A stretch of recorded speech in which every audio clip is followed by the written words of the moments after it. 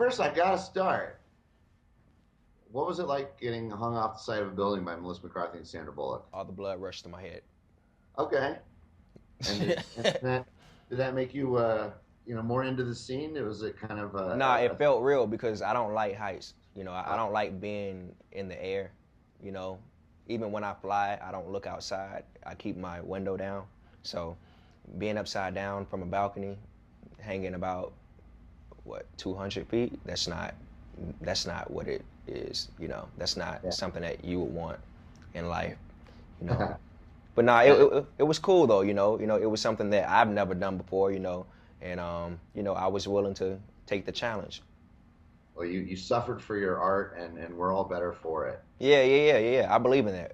Yeah, no kidding. And I gotta also say that it had to be kind of quite a thrill and an honor. I don't want to put words in your mouth, but working with Sandy and Melissa, and kind of if you could talk a bit about what you took away from working with those pros. Um, you know, working with those two, is they're different. I haven't had an opportunity. Well, I have in one scene, but it wasn't very much time.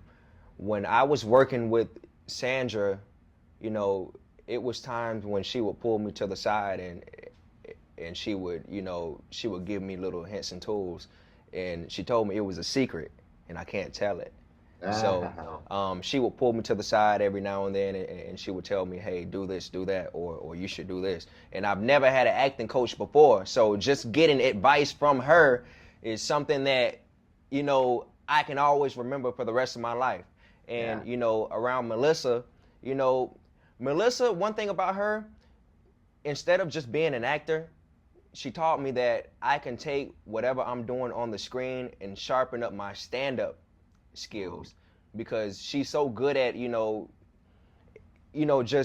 just doing whatever with her lines. It gives me more of a go to go on stage and just be quick on my feet because she's very quick on her feet and she doesn't miss a jump, she doesn't miss anything. So that's what I like about her. And I also got to say, for one of your first real big projects out, to be working with a director like Paul, Yeah, I yeah, mean, yeah, this is like all win-win for you. I can't even believe it. And like, yeah, besides being the sharpest directing director in the world, I yeah. mean, what was he like as a Helmer for you?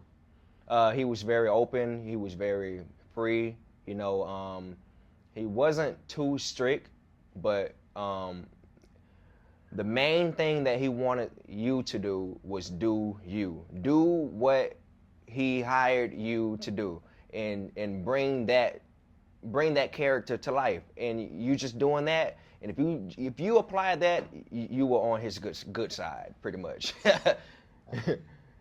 Now, kind of, I'm curious about your coming up and all the different hats that you wear. Yeah. And if one, there was ever anyone that had said, look, you're really good at all these things, but Uh, you need to pick one.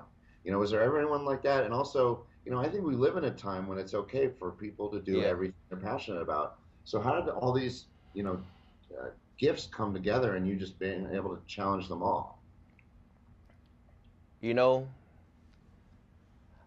I tell people that it wasn't something that I planned.